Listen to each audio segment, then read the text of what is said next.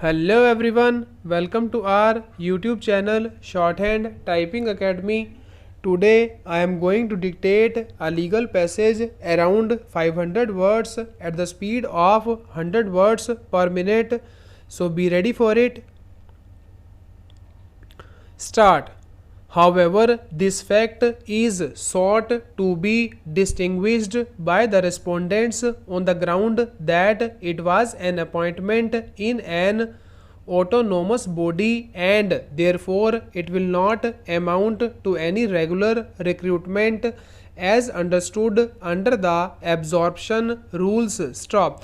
We are unable to accept this stand in the counter affidavit inasmuch as the very letter of appointment of Shiv Prakash Sharma itself refers to Senani Kalyan Parishad to be governed by the government order dated 23rd December 2001 and absorption has been acknowledged on account of Shiv Prakash Sharma being a retrenched employee. Stop. Thus, there is no doubt that the absorption of Shiv Prakash Sharma was clearly on account of his retrenchment after he had withdrawn his writ petition. Stop. So far as the status of the Senani Kalyan Parishad is concerned, a reference to the office memorandum dated 12 February 1073 issued by the government of Uttar Pradesh would clarify the position. Stop. In clause 4 of the said memorandum, it has been categorically stated that the Senani Kalyan Parishad shall be a government institution. Stop. In our considered opinion, the said organization, therefore, being a government institution as described in the office memorandum itself negates the arguments advanced on behalf of the respondents that it was governed as a separate entity and autonomous body and not a government department. Stop.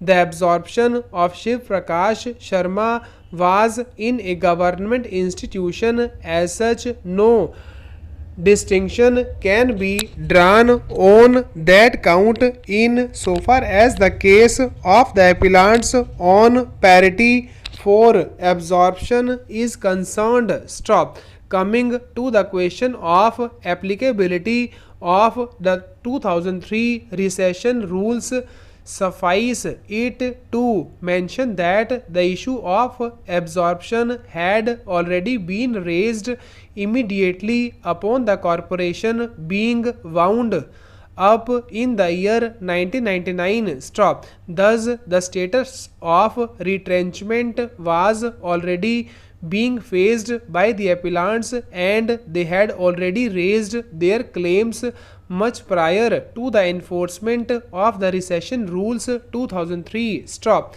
The said fact is also fortified by the fact that the interim order was issued on 25th May 2000 directing the state government to consider the same. Stop. Consequently, the entire exercise had already commenced and the state government having failed to take a decision, the rights of the appellants had already crystallized, the adjudication whereof has now been made under the impugned judgment. Stop.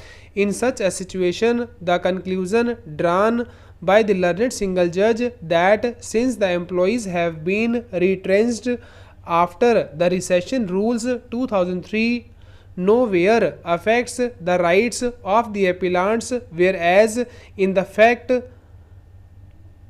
the appellants were already facing retrenchment and they were entitled for consideration of their rights acquired earlier as already pointed out in the judgment of Vinod Kumar and other judgments in the connected writ petitions. Stop. Learned Standing Counsel for the state also informs the court that the forced status of retrenchment and its effect has been discussed in a later decision of this court of a division bench after considering the impact of the earlier judgment in this regard, and in this view of the matter also the appellants would not be entitled to any such benefits. Stop.